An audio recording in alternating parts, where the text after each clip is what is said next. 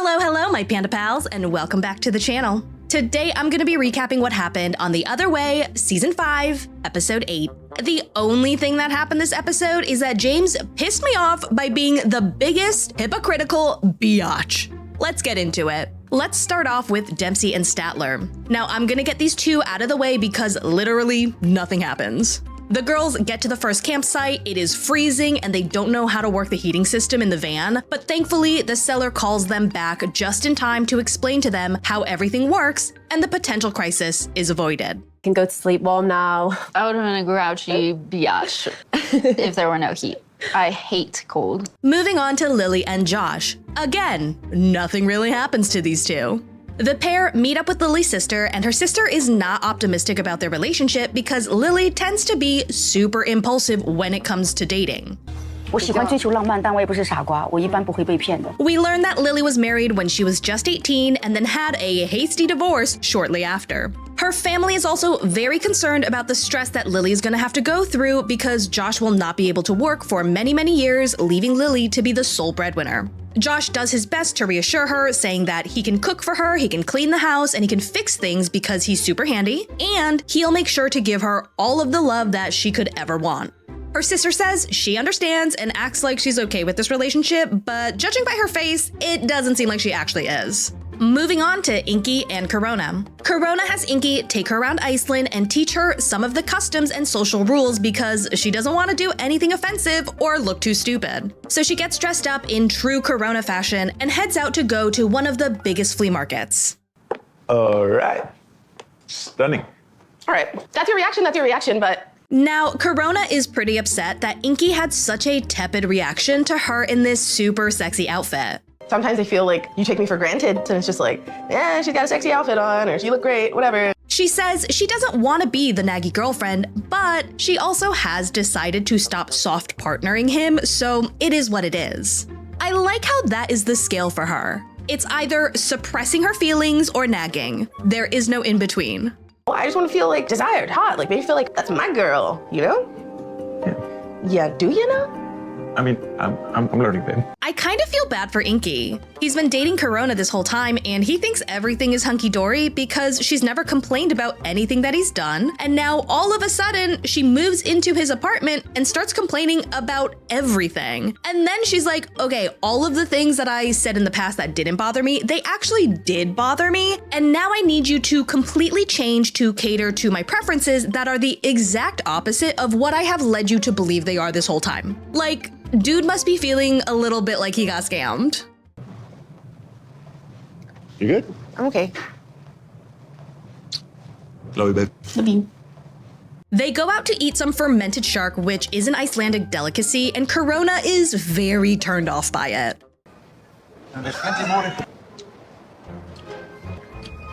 I'll take a full bite. No, it smells like death. I like how Corona went out on this excursion with the intention of learning more about Icelandic culture so that she doesn't end up looking stupid, but not knowing that fermented shark is an Icelandic delicacy is not what's gonna make you look stupid. Reacting the way that you did about eating it is, in my opinion. Corona is getting ready to meet his parents, and she asks Ingy what she should expect out of them. I'm so nervous. Why are you nervous about meeting my parents? Like, I don't know how to word this, but like, do they know black people? Ingy says that his parents have never met a black person before, and then Corona is like, okay, well, what are you gonna do if they do not like me because I'm black? Or what if they don't like the way I dress because I am the furthest thing from modest? But I mean, that's only just clothes. It's not who you are. I mean, you know what I mean? I know that, you know that. What if they don't know that? Corona is getting more and more anxious because she believes that if Ingy's parents do not accept her, he will take their side. Let's head over to James and Meitalia. Meitalia is kissing her mother's feet and asking for forgiveness, and James is over here super confused. Her dad tries to explain that she is asking for forgiveness, but of course, James has no idea what the heck he's saying because instead of learning Indonesian like he promised, he spent the last 5 years with his thumb up his ass.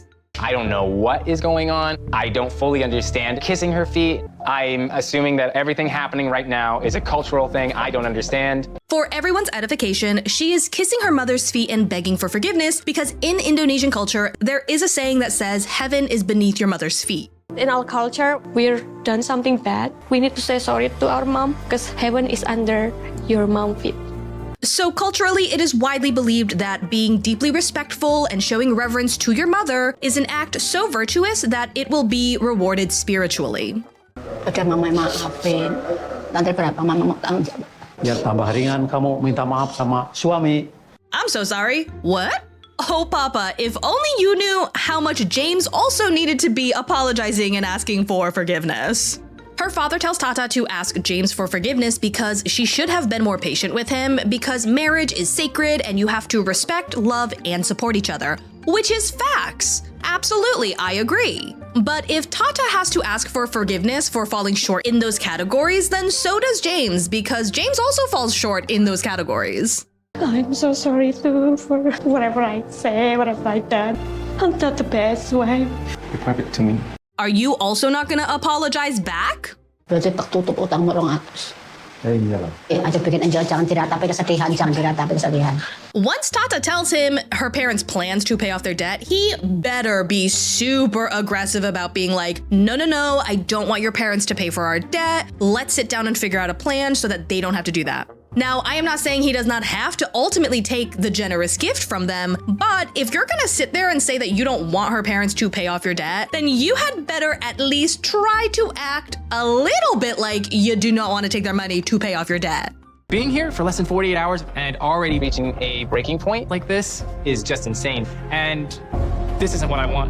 I mean, if you play stupid games, you're gonna win some stupid prizes. The two are back in their hotel, and James asks Tata why she started crying out of nowhere, and she tells him it's because she was overwhelmed. She wanted to talk about how she feels, but she was translating back and forth, and then James kept trying to push her aggressively. You talk to them. You lead the conversation. That's how you talk to me. You were pushing me to have that conversation. Because we do need that conversation. James reiterates again that because Tata was the one who wanted to have the conversation so early into the trip, he said he was going to follow her lead, so she needed to lead. Then Tata says that she got upset because he was not giving her any time in between translating back and forth for her to gather her thoughts and give her input. Which is valid. Instead of James sitting there being like, can you say something? You need to lead. Take the lead. Stop translating. I'm gonna stop talking. You start talking. Instead of all of that, he could have just said, these are my thoughts.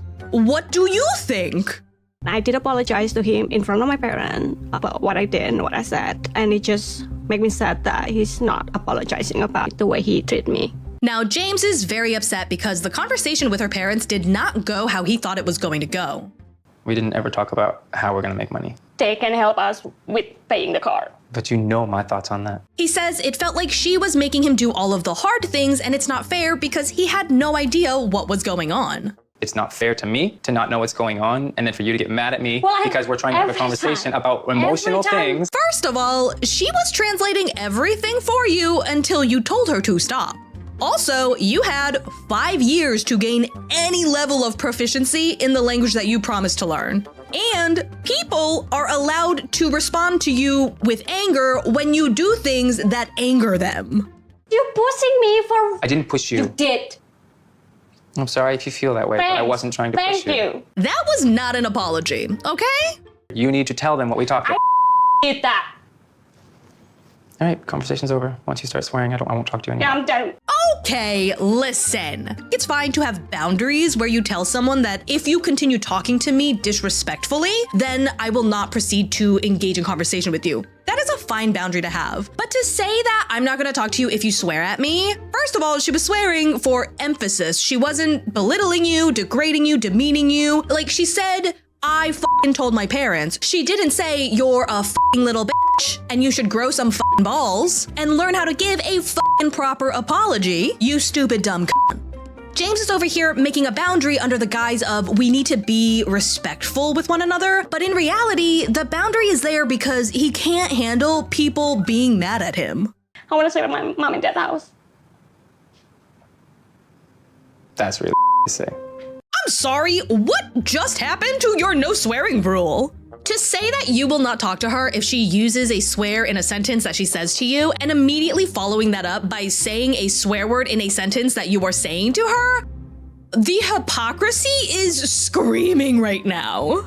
James says that living in Indonesia does not seem sustainable because if it's going to harm their marriage, then it's not worth it to him. If the issues that are gonna happen start causing issues, making us fight more, then all of this is for nothing. What's the point of doing any of this? We need to go back to the US. Dude, relationships are hard. You have to go through some hard stuff to learn how to work together to resolve them. If you are fighting in Indonesia because you both don't know how to communicate to each other effectively, then the solution is not to go back to the US where you stop fighting, because you are still going to have communication issues. You've not worked together to fix anything. Everything I do is because I love you. Some things you do because you love her. Most things you do because you are selfish. I just don't want to see you the way I saw you tonight. That's never how I want any conversation to go. Oh my gosh, you are gonna have arguments. You are going to disagree on things. She is going to get mad at you. You have to do the hard thing and work together to figure it out. That is literally how you grow together and grow stronger in your relationship. And I'm sorry I made you feel pushed. I'll do better. I will. Thank you. God, finally we get an actual genuine apology from this guy. I will take any step, no matter how small, in the right direction. Let's talk about Joanne and Sean. Joanne's mother is in New York from South Carolina so that she can cat sit for her while she's in Ireland. Dry food is up here. He gets wet food, 1 can. He'll get 2 in the morning. This 2 is for his coat so that he stays shiny and handsome. Girl, write that shit down. Please do not leave after just spitfiring a laundry list of instructions at them. Her mother is annoyed that Binks is apparently a granola cat, and she's like, you should have just hired someone. Well, mother, you should have just came with us to Ireland because I had somebody for the cat. So Joanne's mom is refusing to go to Ireland because she thinks it is disrespectful of Sean to make her mother travel to meet him. Which, yeah, that is a hill that you can die on, I guess. Or you can just go to Ireland. Just go on vacation. Also, I think it's a little nuts that Joanne had hired someone to watch her cats, but once her mom was like, no, I'm not going to Ireland, she changed her plans and made her mother fly from South Carolina to New York to watch that cat for a week. I would have just kept the original cat sitter and let my mother stay home. Why would you make her fly all the way out there? Her mother is concerned about their relationship because Joanne is normally an open book, but when it comes to Sean, she keeps everything very close to the chest. What are Sean's intentions with you? He's a significant person in my life. Significant enough for what, Joanne? Joanne sits everyone down and lets the cat out of the bag. Well, we're married. No. She tells her that they married 2 years ago, and she starts freaking out. Joanne, how do you not even tell your mother you're married? Because I'm your mother! What kind of respect am I getting in this relationship? She does confirm that Sean's mother does not know about the marriage either, so I can only assume that he also has not told his daughter. No. People elope all the time. So But they come back and tell people. I would have said to you, jackass, you don't even know this guy. You married a total stranger. Joanne tells us that a while back, she suffered an aneurysm and had a near-death experience, which basically triggered this live life to the fullest and do whatever makes you happy mentality. Her mother says that if she had just explained this to her, she would have understood, but she's so hurt that she chose to hide something so monumental from her. You're with my daughter 3 years, and we have never had a conversation. Them getting married so fast does make me feel suspicious. And that, my Panda Pals, is all I have for you today. I hope you guys enjoyed this, and if you are not subscribed yet, I would super appreciate it if you hit that subscribe button, give this video a thumbs up, and let me know in the comments below what you thought of this episode. A huge shout out to all of my channel members, and as always, thank you for not letting me ride this train wreck alone. Bye!